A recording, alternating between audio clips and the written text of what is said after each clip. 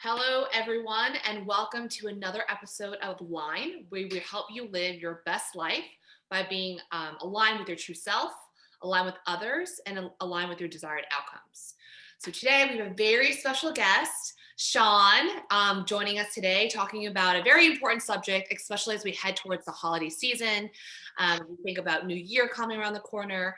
It's how to create, maintain, and continually deepen healthy, productive relationships. So the reason I brought you on board, Sean, is because ever since the first day I met you, you were always very genuine about getting to know someone deeply.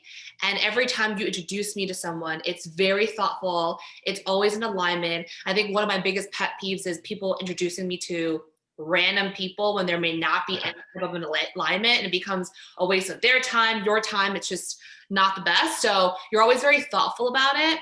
And secondly, you are really good at getting to core what people want and what they hear. Sure. So, do you disagree? I feel like you're pretty good at Well, that. first, I feel the bar is very, very high now for my stuff for that. But so far, yeah, for me, for one, Jess, thank you so much for taking me onto your podcast, on your channel. It's my first time ever doing something in my entire life, so I'm kind of nervous. You all might see, as you know, Jess, that I do speak very fast when nervous. So if you speak fast, hopefully I'll slow down or work on that. But to your point, for me, what I've realized in my career is that the one thing which really sticks around is people. And in fact, like for me, I enjoy thinking, I enjoy reading, I enjoy writing, I enjoy studying, I enjoy a lot of things. But like, what makes me happiest is almost always like helping a person get a need met that they themselves didn't know that even needed met. And it's a mixture of a lot of different talents and skills. But for me, it's about like listening for intent, for who the person what they want, and again, like kind of keeping track of yourself of like what whenever you meet anyone else new, understanding what they want and knowing if you aren't the person who can give them what they want, like bring them to a person who actually not only can give them what they want, but has the bandwidth and the desire to do that too. And in fact, the reason why I think my calls and my interest to you go so well is that you, Jessica, are somebody also like I think like me, really enjoys like supporting people and actually genuinely gets a burst of energy from having an intro go well. So for me, like of course it's again like it's not really something I would ever imagined myself doing when I first started my career, but it's become a very important part of what I do. I love it. No, I completely agree. I think it just gets me high when Yeah. it does. Like it just gets Mhm. me high to put two people together that I'm like, wow, I it's, mean, as addictions go, this is not a bad one. it's not bad, right? Yeah. One of our mutual friends, whose name we will keep confidential for the being. Ooh, I wonder who it is. I'm curious now. Okay. I wonder who's so I close. gotta have to guess now. It's gonna be great.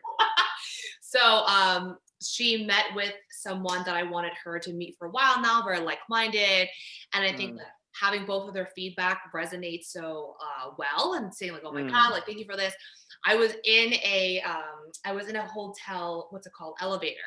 I didn't even Okay. know I was doing this. I was just Yeah. smiling at like this, right? Underneath Yeah. my mask. And the people Yes. could tell, they're like, what's so funny? We want in on the joke. But to your point, it's like, it's things like that that makes my day, Oh, right? and to that point, I would say and for all your audience, like this is what we do for fun, right?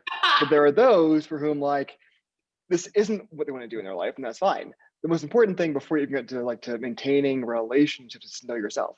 So I would say any person can gain from like going through a day, and like, if you get joyful, like notice your joy, Yeah. experience that, right? And again, if you find yourself like getting joyful after you've had two friends meeting and had it go well, then like don't discount that in your life, Yes. right?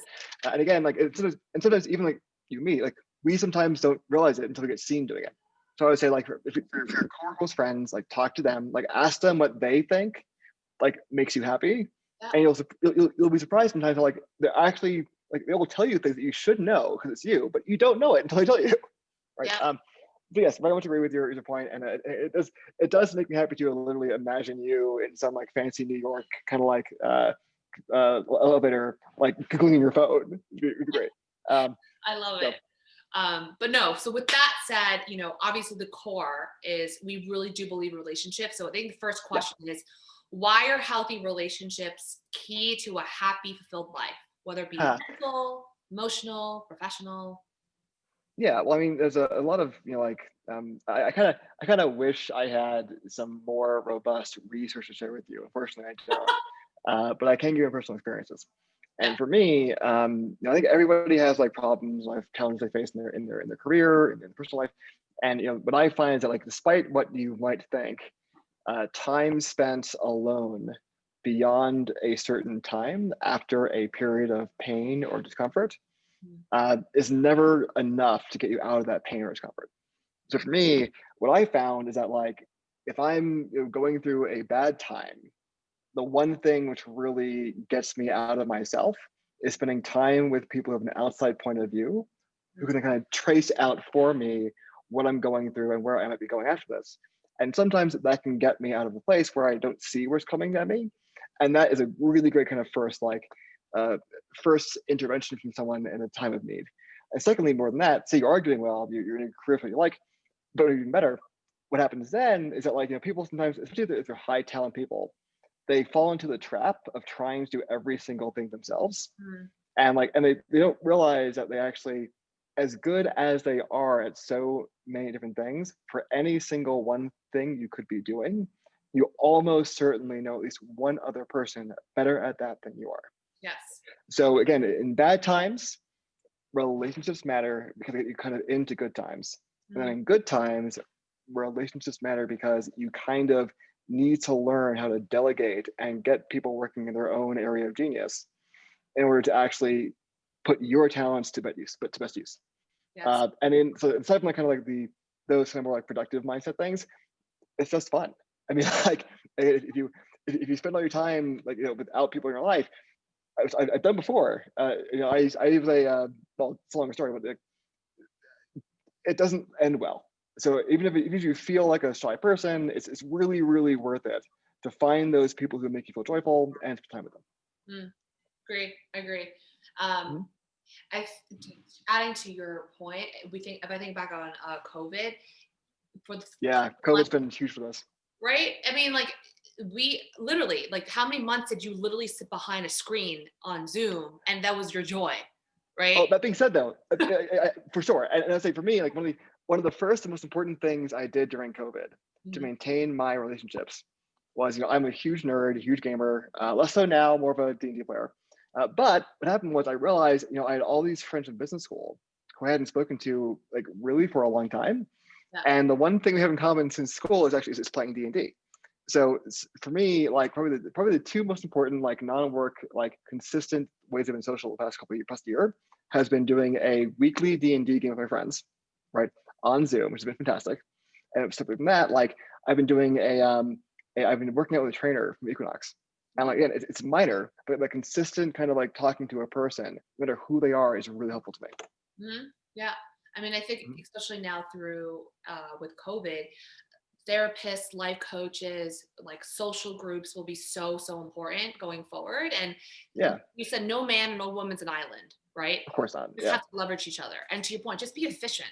Like yeah, you're good at A, I'm good at B. We should leverage each other to maximize time because that's very much honestly so. we've learned the most important currency, right? Agreed. Hear you on that. Relationships. Why does it all Okay. start with yourself? Why is a relationship with yourself what's important? Crucial. This is such a cliche to say it, but knowing thyself is so important, Yeah. and it's not automatic. I can't tell you how many people I've met in life who really, like, do not understand what makes them happy, and end up having a happy life because they don't know what to optimize for. Hmm. So for me, like, I'm part of this group. We've been doing this thing together, and, like, one thing I realized that for me, like, after literally around 30 years of putting myself second in so many different ways, this past, like, really, like, it began about 4 years ago, and it's really kind of coming to full steam this year.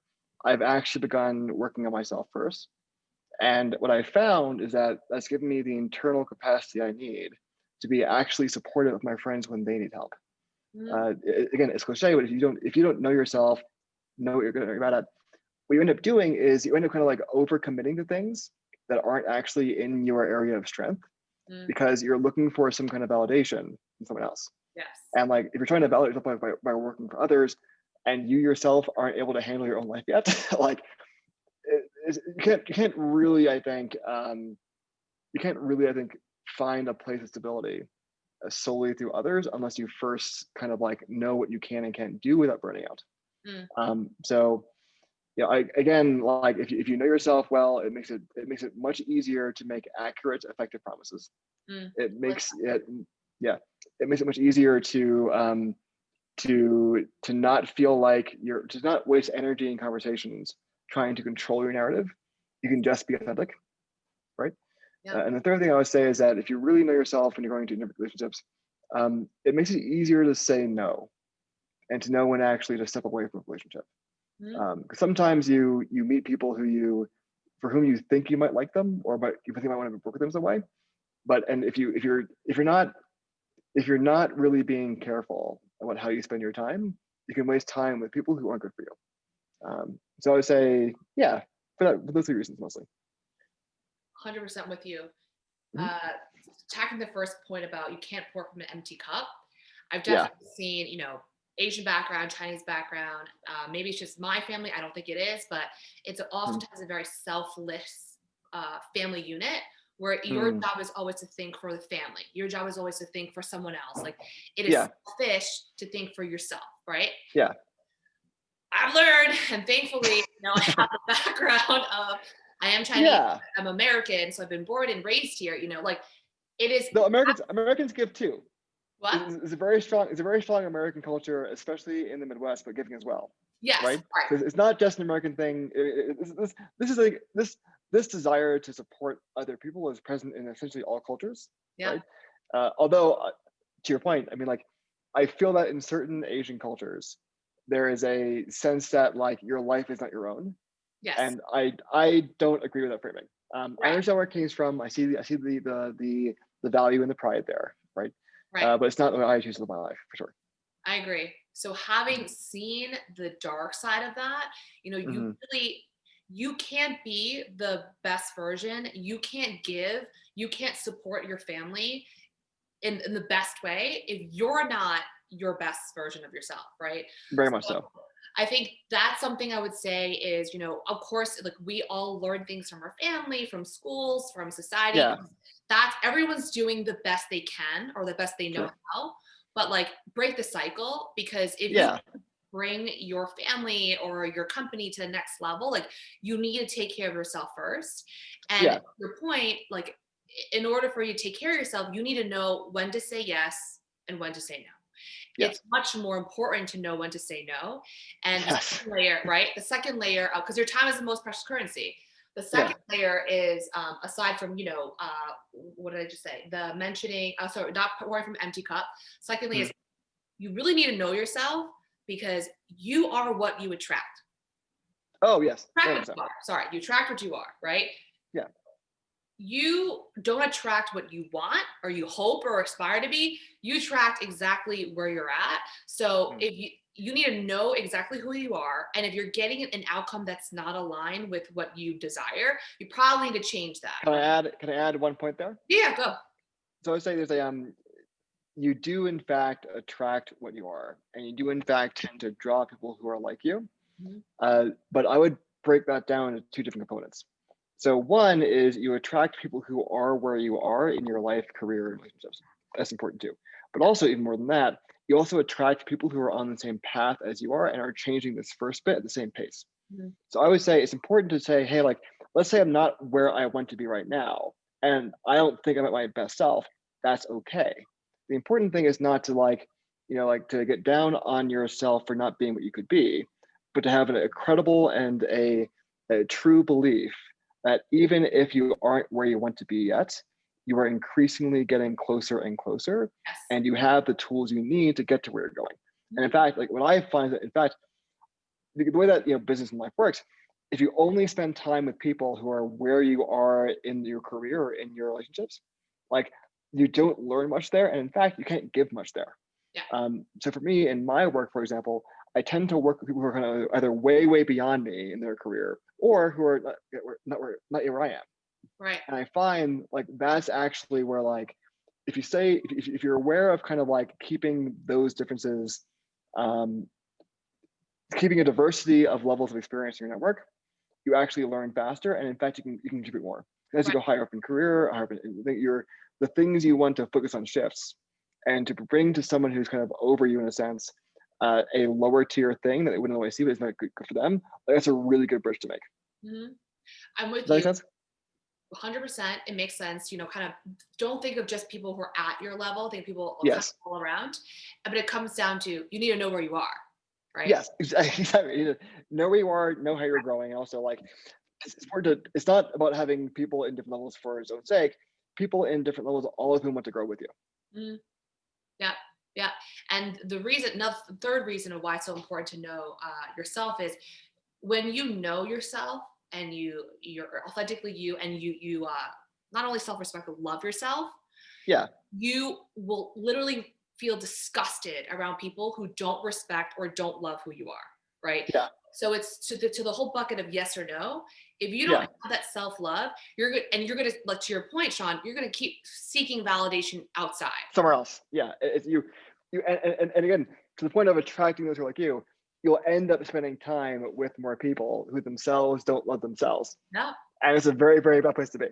yeah, But if you as you slowly move towards having more self respect, honestly, you get to this place of actually like it becomes a lot easier to say no to things. yeah. It becomes a lot more fun to spend time with your peers and people you look up to, and you end up having just a happier life. And in fact, it's so much more comes from that. I mean, again, I'm not the person who can quote facts and figures that well, but I will say there is a lot of research showing that in order to be creative, you need a sense of baseline security Yep. and baseline safety, right? Yep. And like a belief in yourself is the most important first step in the process. One more sec. What'd you say? Your a belief in yourself is the most important first step in that process. Yep. Hmm? Great. Agree with you on that. So self is obviously very important. So the next layer is the people who are closest to you, or what I call your Hmm. teachers, your family, Your or your first teachers? your Ah, yes, of course. teachers or your family, whether it be like Yeah, your actual family by blood or family that you kind of grew up with, become like, and your genes, I would say as well. yes, and your genes. Very That's important true. too. But Yeah.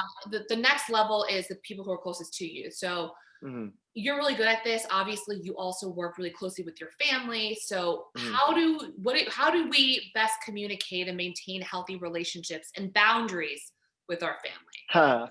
Well, the first thing I'll say there is that for me, I've chosen to work with family in many ways, and there's been a lot of reasons for that. But like I've chosen to work with my blood family, but there's a lot of different kinds of family. And in fact, if you want to work with different people who are not like your blood family, that's a vital option. And I would say even more than that, like sometimes like it's less about working with family per se, but working with those whom you know you can trust, right? And you know will be there with you for the long term. Yeah. And like that's and people who can like and what family has for I would say kind of like families just for my family, there's a sense where like even if you fail, you can fail in a clear and obvious way. But as long as you are willing to actually be reflective as to why you failed and move towards growing and kind of like not making the same mistake, you Mhm. can count on your family to stay there with you. Mm. So for me, like the reason why I've chosen to work with family in so many different contexts is that I think that family was the first group in my life with whom I had that, right? Kind of the ability kind of to actually to trust that I could make mistakes with them and still have them to rely upon and vice versa. Mm. And the cool thing is, as I've done more of that, that's how you learn the fastest. Making mistakes which are actually meaningful and small and in fact failures, but you then you understand at that point, you have a much more visceral sense of what went wrong. Mm. And that's a very important thing to do. Mm. So I would say there's a thing there where you need to be contributory even to those whom you know with whom you have unconditional love, right? Yes. So you can't just work with family and like rely upon them to always catch you when you fall. Like you need to be out there supporting them and like making sure that their lives are improving too, right? Mm. And that requires you to have a chance to practice those same trusting skills with other people. So for Mm. me, and working with family, I've actually been like, and one of my big things this coming year is like, how do I learn to trust other people? Not the same way, but in a kind of an analogous way to the way I trust family. Yeah. right? And that by itself, again, it comes from first knowing yourself enough to know what you can and can't say yes and no to, and also knowing yourself enough to know, hey, like I actually can help this person, and thereby I can incredibly promise to help them with their new task in a way that will actually build trust going forward. Mm-hmm. And that's been but for me, family is crucial. And for me, what's really helped me from working with family is that like it's given me the chance to practice giving and receiving trust in ways that kind of like translate beyond the family in a lot of important ways. Yeah. That makes sense? Yes, love it. I think it's awesome that you had a very trusting and nurturing family unit, and that's Mm. great. And then so you had naturally growing up, you had a model that you wanted to replicate externally, which is awesome. Yes, A very much so. little bit different perspective on my end in terms of personal experience, but like, don't get me wrong, like like Mm. trust them with everything. Like again, because I live in a very you first family unit where Culture. people just they always wanted to give themselves second. It became a little bit of a guilt trip if I ever put myself first, right? And it not Mm. I don't know if it was intentional or not, but I definitely felt a little bit of it. So I think like what I've learned with family and building healthy relationships, and it was definitely a journey because my mom jokes around, but she's just like, Jessica, I don't know how you are the way you are. You're not like me. You're not like dad. Like, whose child are you? It didn't take until I would say 2 years ago that my mom finally realized there was method to my madness. And Ha. so Mm. it was, but all she had was like, I trust you. You're my daughter. Like you always end up coming out a certain way. So Go ahead. to that point, I'm going to offer you a framing here. So the idea here is that one thing which is almost obvious in retrospect, that sometimes trust doesn't look like trust, and Mm, sometimes distrust looks like trust. Taking the latter first. So like sometimes in larger firms, there'll be a person who's your senior who wants you to fail, but can't be seen to be doing so. So what they might do is like trust you with a project where they know you're likely to fail, mm, and like sit back and say, "Oh, we trust you," but then wait you to fail. There's a flip side. Like sometimes people say, "Hey, they might in fact actually trust you to be a person who's growing," but they also know at the same time, hey, you don't. They know that you are not where you need to be yet to do certain things, and therefore they will hold things back from you. yes. And in fact say things that might sound mean or dismissive, but in fact are like building of trust. Mm, So what I would say is like, in a sense, that you can always argue in any situation whether or not a person who is trusting you is actually being trusting or or being negative and being harsh. mm, So one thing I do, I kind of try to take the option and take the make the argument for myself that even when someone is treating me poorly, or maybe like saying, "Hey, I don't see you in me," maybe mom is you, like take that and frame it. Say, I can clearly see the way in which this is not trusting, not trusting, but in fact, is there a way in which it could be called trusting? So for your parents, for example, like they might be saying, "Hey, like I know Jessica, I've known her for years. She's not like me." For people who are not my daughter, I wouldn't even tell them that, yeah. Yeah.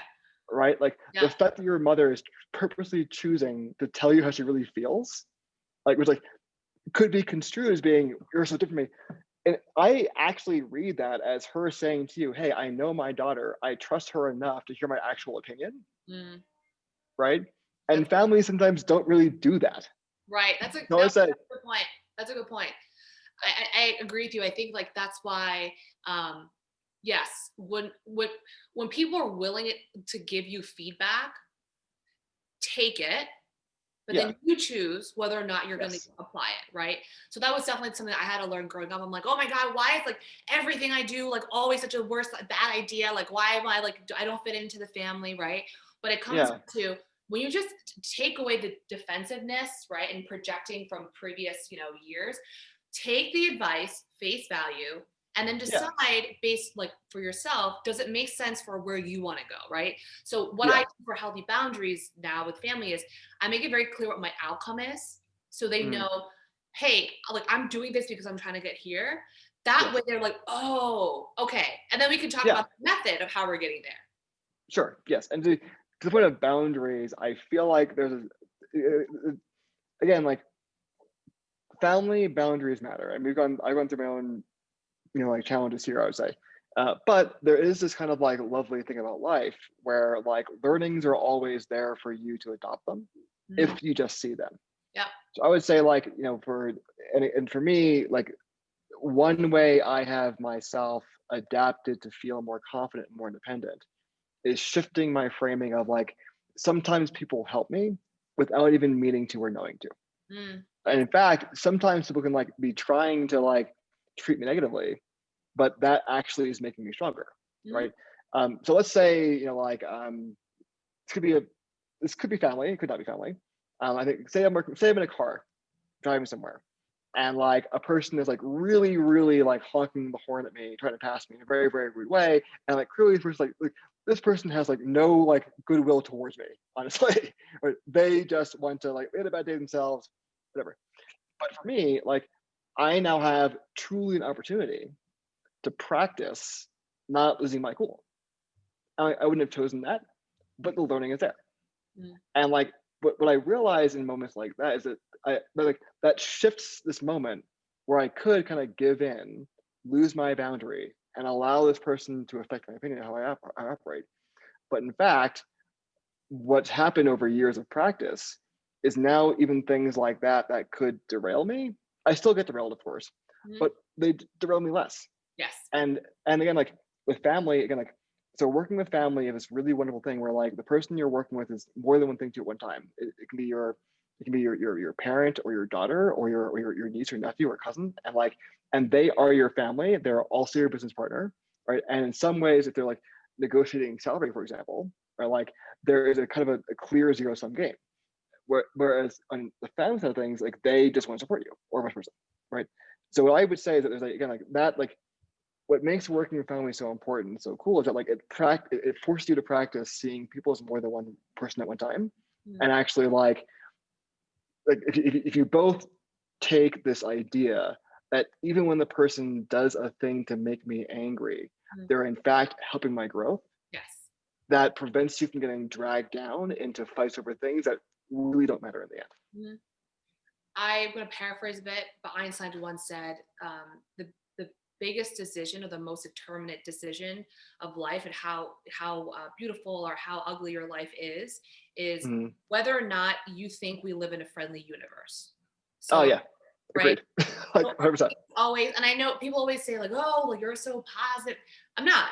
I I think bad things happen in life, but it's just the meaning that you give behind it, right? Like, am Yeah, I really going to let this bad thing be the end of me? Absolutely not. yeah, no, Absolutely not, right? And you just have to take, no matter what happens, like, why there's a reason why we have to go, like COVID. There's clearly a reason why we had to go through this. There's been a lot of relationship changes, career changes, government, like society. There's so much that we clearly was swept under the rug that we never cared to take a moment to just stop and look at. So mhm, trust that when bad things happen, you need it. So now what can you take away yeah. from it? Or yeah, and the exactly, and the framing I would say is like the option to view things as positive is an option you always have. Yes. I love Very, very few things are really, like, factual things, that. and the kind of value judgment as to whether a thing is good or bad is, like, that's always arguable. So if you practice yourself arguing both sides of it and seeing both, that's useful. Um, and again, yeah, it's. I mean, by the way, love Einstein quotes. Thank you, and also thank you for making me even more concise. Also very important sometimes. Oh no. Yeah, yeah, I- but very much agree.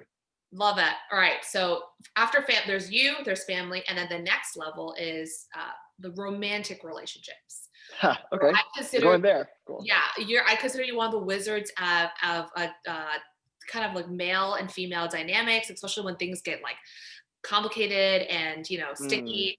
So what are some qualities or things we can do to enable healthier communication and healthier relationships? What are some tactics that men and women should be mindful tactics that men and women should deploy, and being mindful of how our communication styles are quite different? So sure. open, As in, like, yours and mine, or people in yes, general. male and Ah, female heterosexual relationship. sure. Um, Interesting. So it is though. Yeah. So I would say there's a few things here which are useful. There is a study here which I kind of do come back to. I forget the person's name. It might be, I think, John Gottlieb. But they did a study where they had a bunch of people, couples, go to a very nice kind of like mountainous resort retreat kind of thing in a cabin. They recorded them, And they found there's a single thing they could track. And if they track this thing, it had like a 95% plus chance of predicting whether or not a couple stay together beyond 6 years. Mm. And what that thing was whether or not the person you're talking to responded to bids for attention. So essentially, the idea is that, like, sometimes, maybe you or your partner, and your partner needs or wants support validation, and like they themselves might not be able to actually ask for it themselves, Mm. but they're doing things that like an outside observer could point to and say, this person is clearly upset, right? And what's really been the what the study shows that if people who caught those things and more often than not respond to them and address them, it wouldn't need to be a long thing. Maybe it could be, hey, are you okay? Or it could be like sitting for a second, simply acknowledging your partner in times of need Mm. and validating you were there for them through that time of need. And maybe you couldn't help right away, but you heard them. Like that by itself was if I could say, like, that's a tactical thing to think about. So, and that involves kind of going back from that, really being attentive, Mm. right? So keeping space in your, and you are men and women, like I get sort of uncertain as to the degree to which differences between men and women are as defined as people think they are in some ways, especially regarding learned cultural behaviors. Yes. So I would say that for men and women, I would say, like, generally speaking, being attentive to who you're talking to and listening for intent as opposed to just for the words, and like giving yourself the mental space to read their intent generously Mm. is a important life skill in relationships, roommates, right? Like family or not. And if everyone could just do that, we'd all be better off.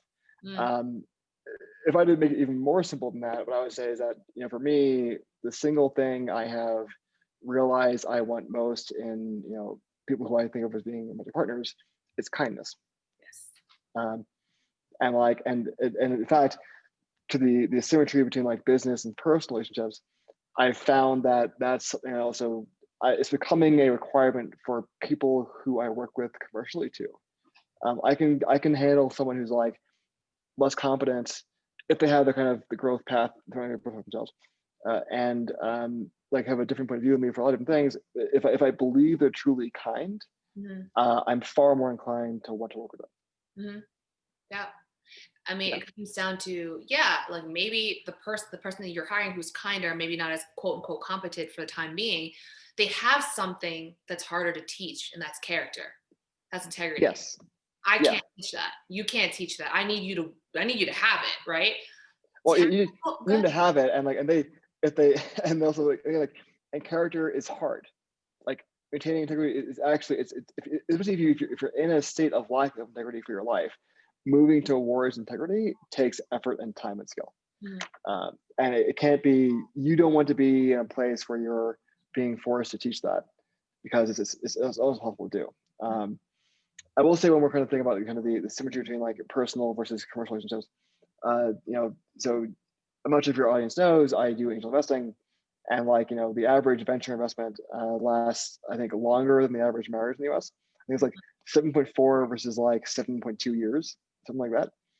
So I would say that, for me, like, one reason why I value kindness over sometimes incompetency in business connections is that, like, that's the way, like, if you're spending as much time with someone as you would as though you were married to them, right? Like, you do not want to spend time with someone who isn't kind to you. It's Yeah. not worth it. Yeah. So I would say that's the most important symmetry to me: the importance of kindness, and also the like listening for intent, and also making sure if you listen for intent, like, take the time to be responsive to intent. Mm. Yeah. Yeah. So to your point, adding a little bit to kindness, my biggest thing is, especially in a romantic relationship where, emotions can get so like hyped up quickly, Charged, yeah, very charged. Exactly. Um, Stop playing games. Like, you get what you put out, right? So if yeah, I'm gonna wait an hour to text back, or I'm gonna be passive aggressive, because like people feel the energy you give out, you're gonna get that yeah, back, right? So yes, I think if I had to pick one golden rule, it's just always come from the heart. And when you come Yeah. from the heart, even when you're pissed, you're going to say it in a way where it's like, hey, this really hurt me. It's not a point, Yeah. like it's not that, right? It's, if you come from the heart, it's, I was upset because of this, or, this made me happy because of what XYZ. Always come from the heart. That's where kindness is stored. That's my just easy one rule. If there's one thing to take away, that's it. Agreed. Simple. The one thing I'll say there is that there might be people in your audience who sometimes think that I have anger in my heart, and like, if that's the case, should I still indulge in that? Mm, To whom I would say, think about anger and about most of our emotions. So it's, you can be with a person for your whole life. The fact is that a person in a sense, but the only thing you're ever really reacting to is the story you have in your head of that person, yes. right? And Yep. that is a story that it's informed by experience, it's informed by knowing the person, but Yep. it is in fact your own story, Mm-hmm. right? So I would say, like, when you're in a deep relationship, keep track of the stories you have about your partner Yes. and check and see if they're actually lining up with reality. And this goes for both good and bad partnerships. Like, sometimes, like, the story you have in your head of a person being kind, like, might be because you are a kind person looking for kindness. Right. But if you have continual evidence that they're not treating you kindly, and like there's always this like disconnect, like, don't be afraid to let your story match reality, Mm-hmm. and then take the choice you need to take to protect yourself from that circumstance. Mm-hmm. Yeah. Does that make sense? Yeah. 100%. I agree with you. For people, and to your earlier point, for people who say, "Oh, I only have anger in my heart," I have two Yeah. things for that. First is, you don't have anger in your heart; you have anger in your mind, in your ego. Yeah. The exact points that you said. It's all the story. I'm not Yeah. saying you shouldn't. If it's a continual anger in your mind, that you should stay in the relationship. I'm not saying that. But your No. heart never has anger. But it's always in your mind. And then secondly, I'm trying to think what I was going to say. I'm blanking. Anger in Sorry. your heart. No, anger in your heart. Heart, anger, your mind, Yeah. relationships, making sure your story matches reality, being responsive to that. Yes. And yes. And the thing is, not keeping track, right? But to your point about just tracking reality a bit, know when, like, you can only come from you should always come from the heart, right? But then if you're always getting this negative, trust your body, right? Oh, very much so. Right. Like, if your gut or your body always just feels tense around that person, right? Check that, unpack that, like, figure that out, right? Like, we're not saying, oh, just make any relationship healthy. No, there's a lot of toxic No, relationships you should get out the heck out of, right? for sure. But it's trusting what's your body language? Are you tense? Are you relaxed? Like, check yourself. That's one thing I would, Yeah, in any kind of communication that you have. agreed. The next layer after relationships is in our careers. You kind of alluded to it, right? Like, Yes. people oftentimes say, I remember growing up, it's like, oh, it's not personal, it's business. No, it's personal. Business is personal. Business is exchanged between two people, right? Even behind a Always. machine, even behind AI, it was created by a human, right? So it's Yeah. definitely personal. So something that I kind of, especially being in business development, there's coming from the heart. And then there's, like, whether it be like your manager or people that you work for, like, have other intentions, right? So how do you balance between, when you say, for example, you and I are meeting for coffee, right? How to balance between, you naturally want the conversation to free flow and kind of Mhm. let the magic happen, right? Because I think Mhm. that's really, whether it be business partnerships or really cool ideas or deals that come up, or just you kind of free flowing. How do you balance between the free flow versus, having set intentions or goals of what you want to get out of the conversation? Yeah. So what I would say here is that it's you have to adapt the context, basically. So the annoying answer is it depends. Yeah. But the deeper answer is that the important skill to get is to listen for actual intent. Make sure you know what they're in fact looking for. Mhm. And then, as a gesture of kindness, like, spend time with them on that topic that actually gets them nearer to what they want to do. And in fact, if and that's a skill you learn over time. The second thing I would say with regards to, like, so this, I'm hearing the question properly. The question is kind of like, how do you balance, like, having a pre determined idea for a call versus having a free flowing kind of for fun social Exactly. call, Exactly. right? Yeah. Um, Steering versus letting the conversation drive itself. yeah. So we'll look at this in a few ways. One way is that sometimes before you get to the call, you already know because the context is so clear. Mm. So for example, say you're a startup CEO raising money, like it's very, very clear on that call that you are there to pitch, they're there to ask questions, and that's the protocol. Mm. So say in cases like that, it's very, very clear. Don't worry about it. The real this question to me seems most interesting in like kind of more like generic networking situations, right? Like you're at a conference, Yes. talking to someone, you give a panel speech, for example, you aren't quite sure what to say. And what I would say there is that like, really most people tend to only want to work with people whom they like, right? Or they like money so much or business so much, they want to work with people who they can really move fast on business. So I would say that if you're really in a group environment, kind of like a mixer kind of setting, the idea there is kind of like don't worry too hard about going deep, getting a deal done that day because you probably won't. Right? Mhm. It's more about kind of gathering requirements, gathering needs, getting ideas and intents from people you're working with, and like file those, save them, record them, and later come back and like get then you go into more kind of like tactical, like operational stuff. You get opt-ins, asking for a clarification, forward from there, and that's the whole thing.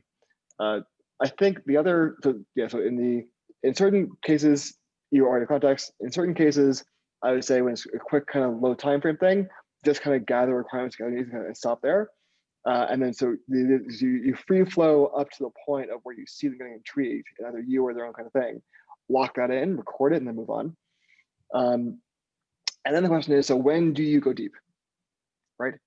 And you go deep really when you already have a kind of boundary or a relationship of trust with someone. And what I realized in my life is that it's really, really hard to skip steps when it comes to getting to know someone deeply. You Mm. kind of have to go through like the superficial talk first. You then go to kind of a few kind of like shorter things to work on. And you end up doing like 3 or 4 kind of like short-term projects that can lead to a bigger thing. And after literal years, that's when you begin actually working with them on deeper things. So for me, like that's kind of how I think about that. And again, the quick review is like in certain cases, very easy. In short time frames, get requirements in store, then go deep only after you've had serious time. If you want to go from here to here, look for short-term things first, work on those, and then go forward from there. Mm. Does that make sense? Yes, yes, I agree. I echo all that. Yeah. I think when it comes to my initial question, balancing between free flowing versus directing or being conductor of the conversation, Mm-hmm. as someone who every day shows a very intentional, like I do Mm-hmm. go into most conversations with like there's a clear objective I'm trying to get out of Mm-hmm. this, right? And I, like it's usually like 2, 3 max simple things I'm trying to take away from this, right? Yeah. But it's never those 3 things will be sprinkled on organically Yes. in the conversation, right? Very much so. I still want, because I've learned the hard way that the best things comes out organically, that when we get on a detour and we get on like a completely different topic, that's when the connection really happens. That's when actually my outcome that I was looking for is It's based on done. a detour, you know? So Yeah. I think like personally for me, it's always balanced. Like when I walk into a conversation, unless it's like literally a stranger right next to me on a Starbucks Yeah. line, right? There's always a clear intent of why we're engaging. But then from Mm-hmm. there, it's like leave room for magic. That's what I say. Leave room for magic. Yeah. Yeah. Where my mind goes there is that this is more the romantic side of things. There are certain times when like topics are like sometimes it is right to have a attention in mind for a person or for an idea and to not bring it up until the time is right. Yes. Right. So I Yeah. say so I say and that's why I think sometimes like this slower like being comfortable first makes sense. And then this is a I think in America it's a bit less overt, but in certain cultures it's very overt. Mm. Again, I didn't work in Japan, but what I've read in kind of like travel blogs, like in Japan, like when you're getting advice from a manager, like the culture is like so not about giving advice. like pretty much everybody who is in a manager relationship going get very, very drunk first, and then have like an emotional, heartfelt, like, oh, you must have heard kind of conversation. So I say, so again, like, be aware of when, like, just because you have the intent clear in your mind, to your point, it doesn't mean you like make every single interaction about that intent Yes. exactly. Sometimes it's in your mind, you work towards it, and like you and the person you're talking to have a kind of a shared almost sort of dance where you both move towards the actual goal over time. Mhm. Um, Yeah, I'm with you. yeah. Um, the depth part that you brought up, very interesting. Could not agree more. Whether Mm, it be on like a pitch meeting or on a mm, date, right? How yeah. many times have you been in a situation where it's like, wait a minute, you literally just jumped 3 months, six, a year months of activity to get to where you want it to be, right? So I Yeah. think the issue is, again, it comes off so disingenuous and so unauthentic when you're pretty much like, when you skip steps, you're like pushing the relationship along, right? And Yeah. it just never feels good to be like pushed or forced along the way. So to Yeah. your point about timing, I even say, like, going back to like the what's something that males and females can learn from each Keep other it going. from romantic Mm. conversation. That is like timing. Like, if homeboy just came back from work, you don't need to go through a laundry list of things that you're pissed about. Like, let him sit, let him get a glass Well, of I wine. will say, I will say that male female there is a little bit gendered. I feel like a bit 50s, I would say.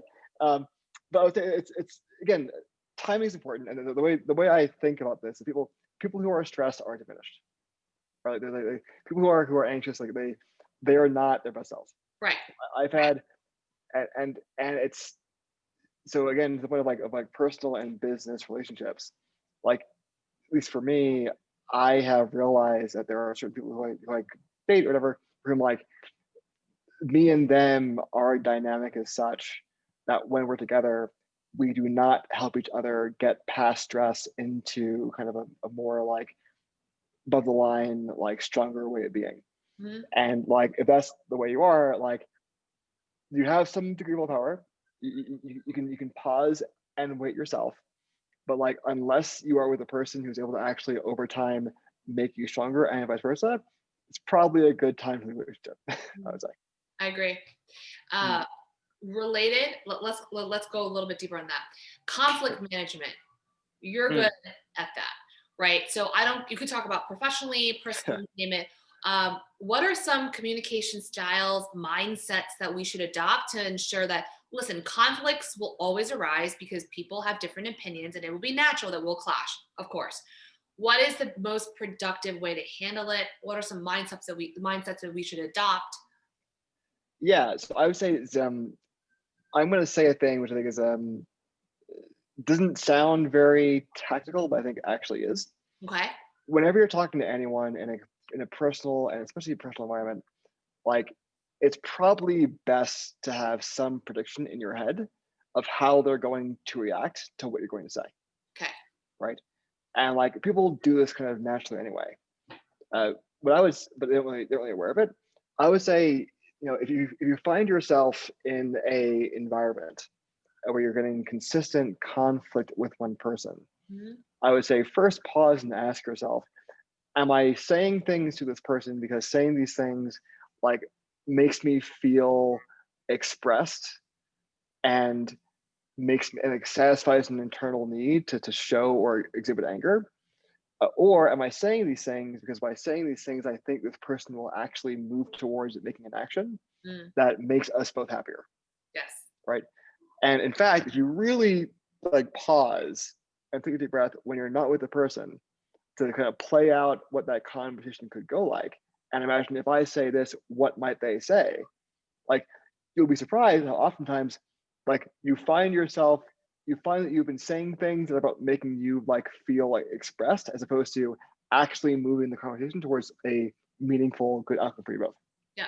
um, so I would say like it's hard to think of examples off the top of my head, but I would say that's really the first layer.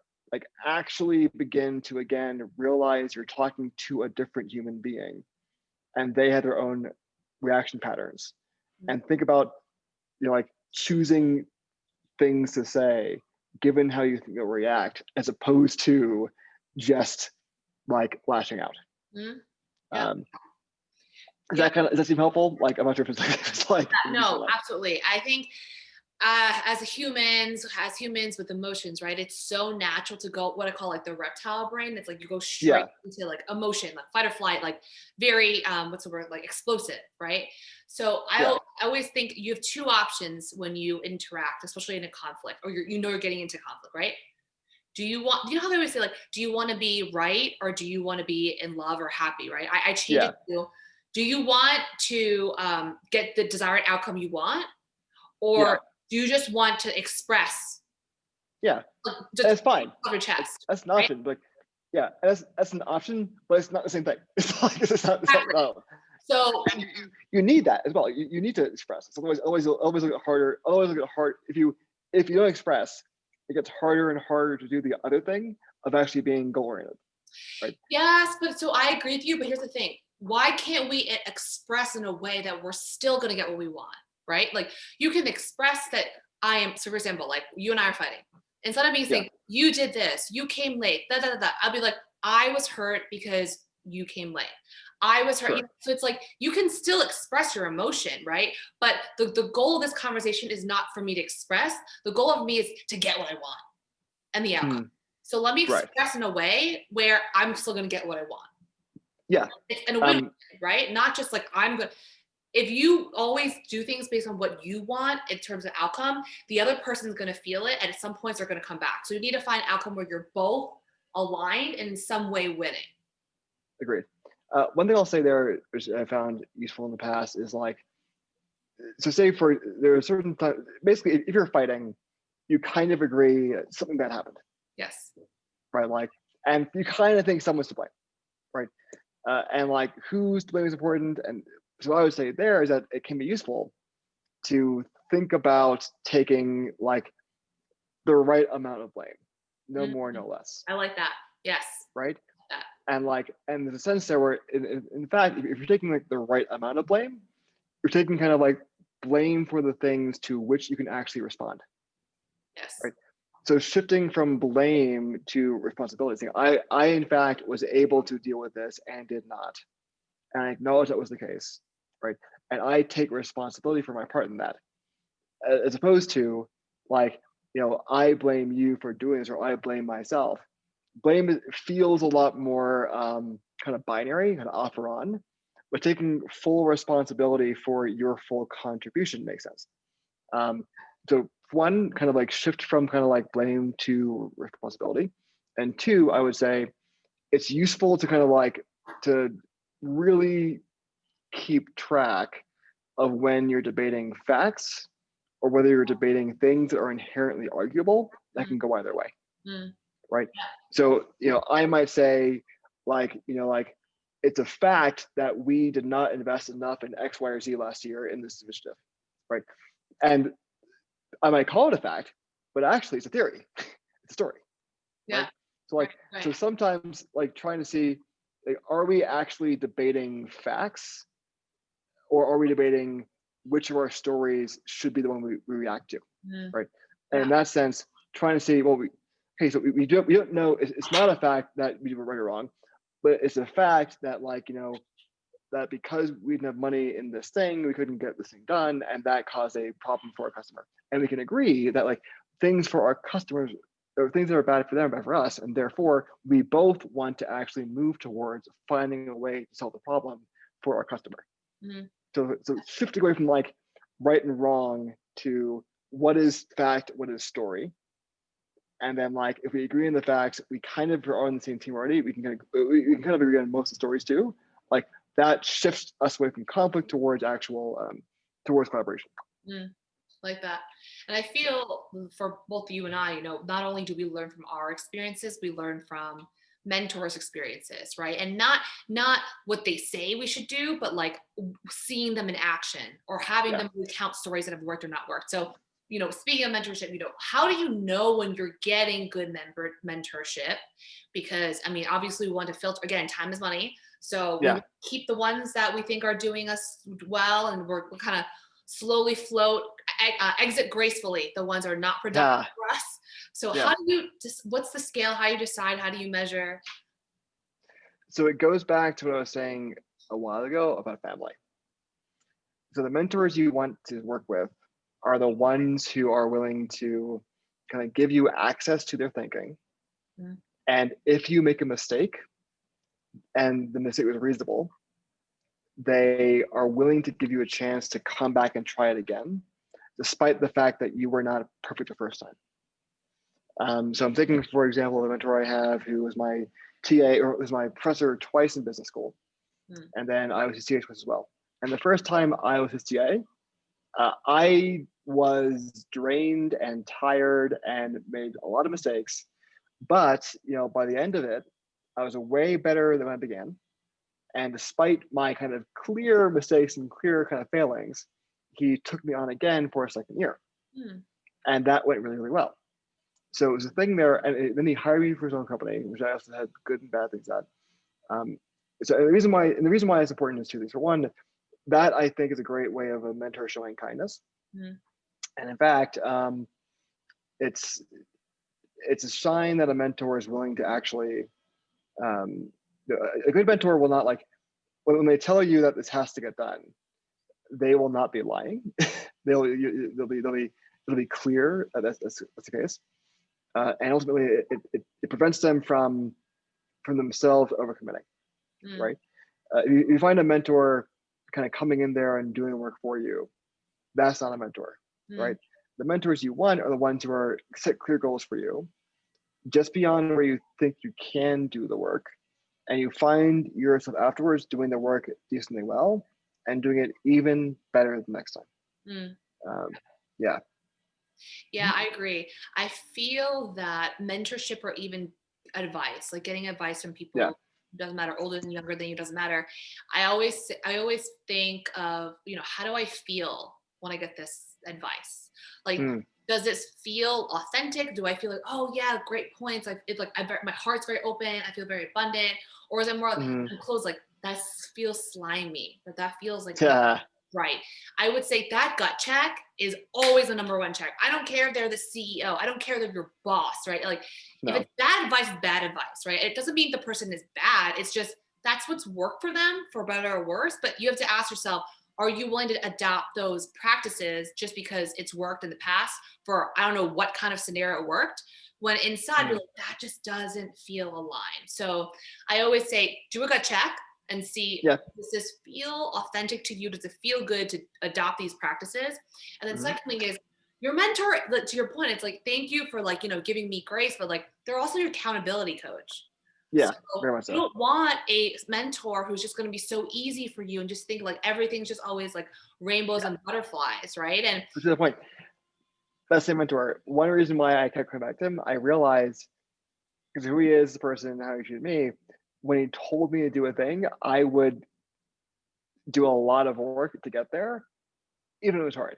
mm, So if it, once you, and again, so it's in a sense like for them, look to them to give you meaningful tasks to do, support you when you fail, but also like keep on raising the bar for you. And mm, then for you, if you find yourself working really hard on things that are aligned with your goals, working for the person, then like keep that person in your life. For me, this one person I'm thinking about, I was like, I got an email from him once. I was literally already in bed in business school in a studio apartment at like 1 in the morning. I got an email from him and I saw it was an exam I was grading. I actually got out of bed at 1 in the morning and worked until 3 in the morning wow. to complete it. And like for me, like that was a thing where like, I wouldn't do that for anyone. Having him in my life, being a person who I look up to so much, it helped me get past my own sometimes resistance points with regards to personal growth. Mhm. So yeah, Yeah. also very useful. Yeah, yeah. So I feel like whenever you have someone who's either too lenient or too strict, like I'm not, you don't have to get rid of them, but then get the No. other side, right? Like whatever's Yeah. missing, just get someone who's going to complement that so you kind of get Yes. the full picture.